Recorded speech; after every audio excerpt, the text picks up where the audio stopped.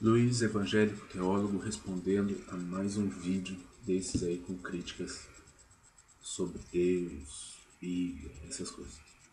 Vou deixar o link do vídeo que eu estou respondendo no momento, que tem 10 perguntas que todo cristão deveria saber responder, supostamente. E essas perguntas são todas que no final ele responde. Por quê? Porque Deus é um ser imaginário. Porque Deus é um ser imaginário. Porque Deus é um ser imaginário. Blá, blá, blá, blá. Sempre a mesma coisa. E ele sempre fala, você que é alguém que estuda, alguém que tem inteligência, alguém que não sei o quê. Você é uma pessoa inteligente, então raciocine, então pense, então... Queria dizer para começar, se eu sou inteligente, se as pessoas são inteligentes, então por que vocês não ouvem elas?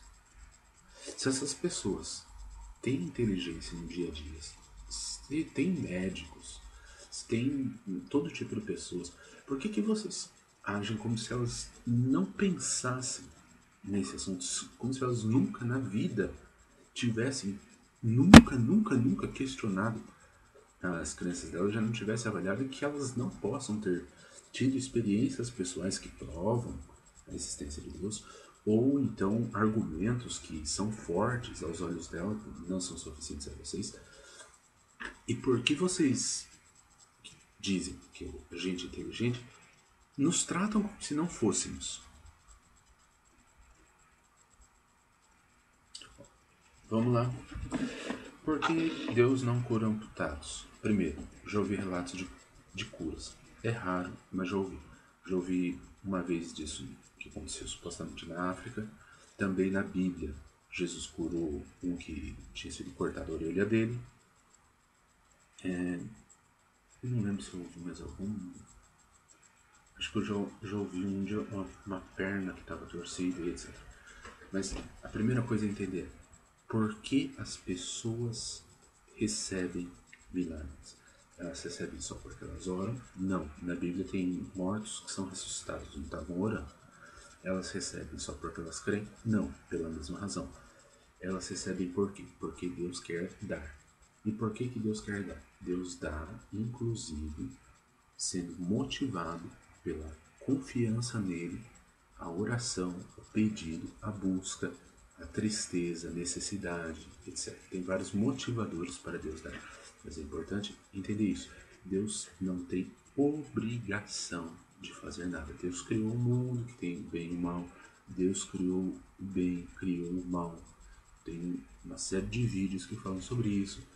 Eu já expliquei já mais de uma vez sobre o que as pessoas pensam sobre Deus. As pessoas pensam que Deus tem que ser basicamente um cara que mima eles para eles existirem. Mas aí depois elas vão e encontram, por exemplo, até mesmo num jogo de computador, você tem lá os seus inimigos, tem lá os seus problemas para resolver, e você não acredita que o criador daqueles negócios não existe, ou que ele é uma coisa maligna, só porque existem problemas no mundo. Então, a resposta geral para isso aí, por quê? Porque Deus não tem obrigação de fazer nada. Porque Deus pode fazer o bem, pode fazer o mal. Deus até é amoroso, mas esse amor tem lá suas características exatas. Ok? Deus até fez a gente, nos deu capacidade de resolver problemas, até eventualmente, quando quer, responde a oração. E quanto mais se busca, quanto mais se insiste, etc., chama a atenção dele, se é justo, etc., maior a chance de você ser atendido. Mas é importante também realçar, as pessoas não costumam pedir milagres difíceis. Elas mesmas não têm muita confiança. Isso não significa que Deus não existe. No vídeo todo, você não dá nenhuma prova definitiva, conclusiva, concreta da não existência de Deus. Você sempre supõe, se tem essa coisa ruim, então Deus não existe. Se tem essa coisa ruim, Deus não existe. Então, primeira pergunta, por que Deus não cura amputados? Porque Deus não existe. Você supôs. Por que tanta fome no mundo? Porque Deus não existe. Você supôs. Aliás, existem muitas pessoas boas no mundo e que estão engajadas em muitas tarefas sociais. Muitos estão até ajudando outras pessoas, mas não estão resolvendo todos os problemas do mundo. Deus criou o mundo, criou os animais que matam uns aos outros, criou os animais que uns passam fome e outros caçam uns aos outros. Deus é contra a idolatria, tem uma porção de fatores. 3. Por que Deus demanda a morte de tantos na Bíblia? Já respondi também no outro vídeo que Deus domina sobre bem e mal, vida e morte, tal. E que na época eles achavam a vida muito menos importante do que é valorizada hoje. Inclusive graças aos ensinos de Jesus Cristo, que perdoou lá a adúltera, que poderia ter sido morta pela lei, etc. Então a valorização da vida que hoje você tem faz você não crer no Deus que te ensinou a valorizar a vida. Ok?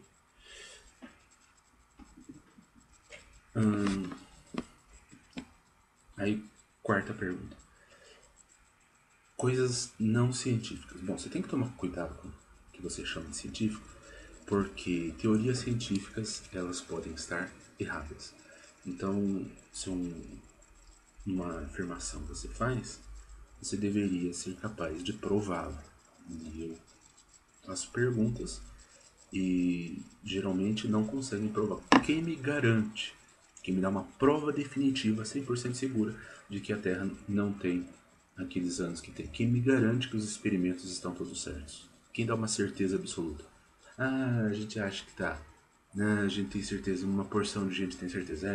Nem vale considerar a possibilidade alternativa que obrigatoriamente necessita de um milagre que vocês já descartaram como base de todo o raciocínio científico que tem que ser necessariamente naturalista. Isso se baseia na suposição de que, se não estou vendo, se não há nada aparentemente chamado sobrenatural, então definitivamente essa coisa não existe. Isso não é ser lógico, isso é aplicar uma suposição. Então, se vocês são inteligentes, por que vocês desqualificam uma suposição, uma hipótese necessariamente? Vocês misturam o ateísmo fraco com forte na ciência e depois só sobram as teorias rivais sem uma competição adequada. Já falei isso antes e falo de novo. E aí o mesmo vale para várias passagens da Bíblia. Vocês estão supondo que Deus não pode ter criado o homem do barro, vocês estão supondo que não aconteceu nenhum tipo de inundação, vocês não estão nem mesmo considerando a possibilidade de existência de um agente divino, simplesmente porque dá trabalho para vocês provar que ele não existe. O que não prova a não existência de Deus. Da mesma forma que se você, um tempo atrás, não acreditasse que existissem lulas gigantes, porque não tinha visto nenhuma prova, apesar de alguém falar que tinha visto, você estaria errado, porque você não poderia sondar o oceano inteiro e ainda assim lulas gigantes existiam. Então, essa afirmação, a incompetência dos cientistas, se os cientistas têm a obrigação de nos trazer todo o conhecimento, eles têm que, inclusive, trazer o conhecimento que é difícil de se obter e não desqualificar um conhecimento difícil que é necessário. Então, descartando uma hipótese, descartando uma possibilidade, você está baseando com base na crença de que Deus não pode fazer milagres, não pode criar a Terra, não pode começar a Terra num estado inicial, o universo num estado inicial. Se você descarta essa possibilidade, você não está sendo científico. Então todas essas coisas aí já caem do que deveria ser chamado de ciência, porque você impôs uma coisa. Então você desqualificou uma hipótese potencialmente válida, que você pode achar que não existe, mas sendo realmente racional, dedutivamente falando, você não poderia afirmar que necessariamente não existe. Então, se você diz que eu sou inteligente, então, por favor, estude um pouco sobre dedução e suposição e veja se você consegue provar dedutivamente que essas coisas não podem acontecer. Aí depois, basicamente a mesma coisa sobre o mal. Novamente baseando-se numa suposição que ninguém pode ser bom se não necessariamente fizer todas as coisas boas que as pessoas necessitam. Da mesma forma que os criadores de mundos virtuais de jogos criam exatamente um mundo cheio de problemas. Não, perdão. Um mundo maravilhoso, ideal, que não desenvolve nenhuma habilidade em você. E Deus também não iria fazer um mundo que tem vários problemas para você resolver e que você pode desenvolver uma habilidade moral. Deus, se é criador da vida, se é criador dos animais que se matam uns aos outros com a violência e tudo mais, ele criou o bem e o mal, está lá em Isaías 45:7. Se Deus fez isso tudo, Deus está disposto a lidar com vários tipos de maldade, vários sistemas sociais que contêm mais o mal do que outros. Mas ele também incentivou o amor ao próximo que nos leva, por um pouco de esforço, a chegar em eliminação de coisas como escravidão. Mas Deus está capaz de tolerar a maldade que ele mesmo criou, a sensação que ele mesmo inventou no seu cérebro.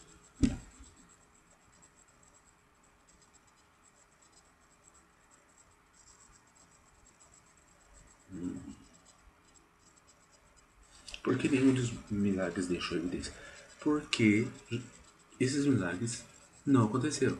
Assim como todo e qualquer cidadão daquela cidade que a gente não tem evidência, até hoje, reconhecida, de que existiu, é porque eles não existem.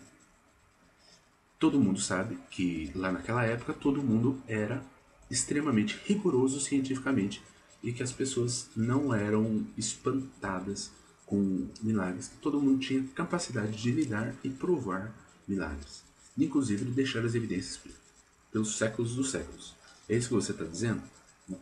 Então você está novamente supondo que Deus não existe, e essa é uma possível explicação, sim, mas outra explicação possível é porque eles não tinham competência para manter evidência sobre qualquer um dos sinais que Jesus fez.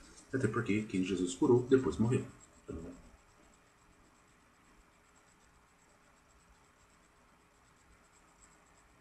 E outra também, se tivesse filmado, como às vezes até acontece o pessoal colocar em TV, pessoas que vocês iam dizer que é fraude, vocês iam dizer que é mentiroso, vocês iam dizer que é montagem. Então, no mundo de mentirosos é difícil ter credibilidade. Mas é porque Deus não existe. Que tudo que eu tô falando, qualquer coisa que eu tô falando, inclusive meu nome Luiz, é mentira. Eu não deixei prova.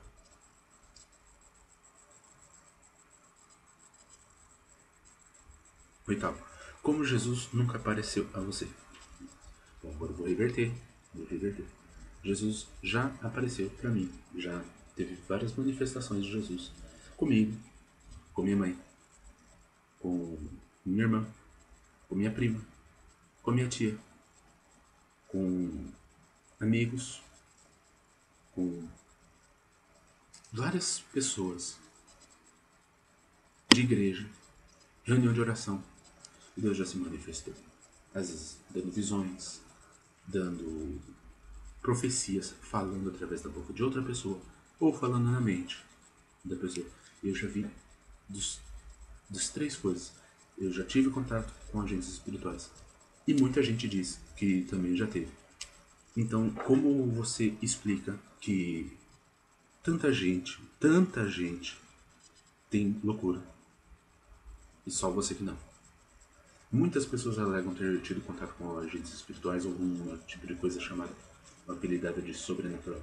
Ah, mas isso, então como é que eu tenho certeza que justo o cristianismo está certo?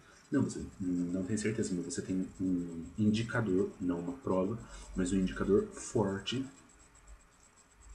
de que essas coisas existem, que agentes espirituais ou agentes sobrenaturais existem.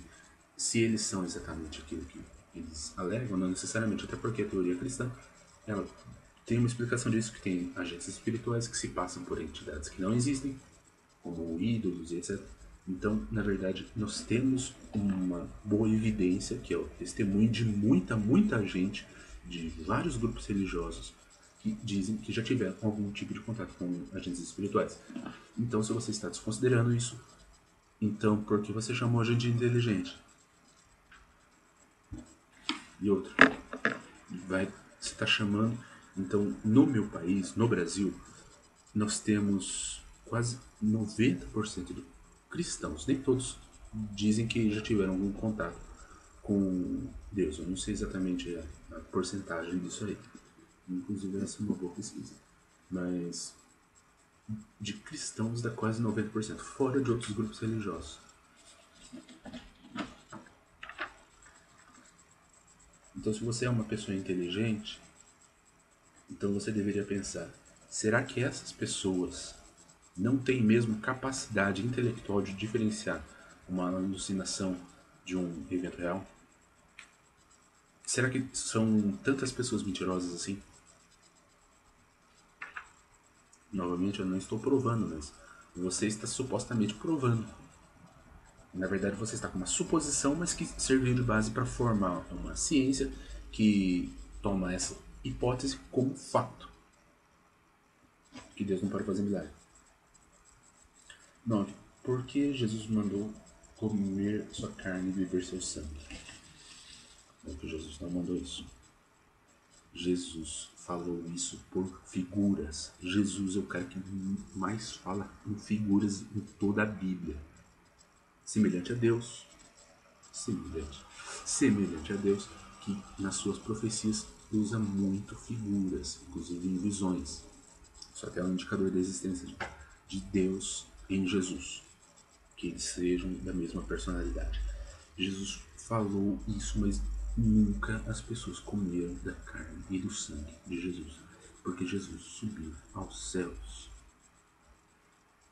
Essa prática de comer carne e sangue de alguém, eventualmente em situações de emergência, pessoas famintas, isoladas, num lugar do nada, que caiu um avião, muitos morreram, não tem mais nada para comer, algumas vezes as pessoas fazem isso, e não é necessariamente um satanismo. Esse ato é uma figura da situação que estava acontecendo conosco. Nós estávamos em injustiça. Nós não éramos justos, não tínhamos vida em nós mesmos, subnutridos moralmente falando, subnutridos de justiça e de amor, de merecimento, de amor de Deus. Mas nós recebemos do amor de Cristo, que foi injustiçado, sacrificado, e nós recebemos desse amor que foi negado a Ele por um período e nos foi dado. E nós percebemos que Deus nos amou através disso e nós recebemos dessa valorização, desse perdão, dessa aceitação de que mesmo nós sendo injustos, nós podemos ser amados por Deus e nós usamos esse período de graça, que é um período de amor temporário, que inclusive é um amor que necessitou de sofrimento, porque envolve uma escala de valores que trabalha com a escassez de bem, fazendo a comparação de Jesus, e nós recebemos esse bem de Deus e nós buscamos, a partir desse momento, seguir a bondade, nos alimentar daquilo que Jesus se alimentava, fazer a vontade de Deus, a água viva do Espírito Santo.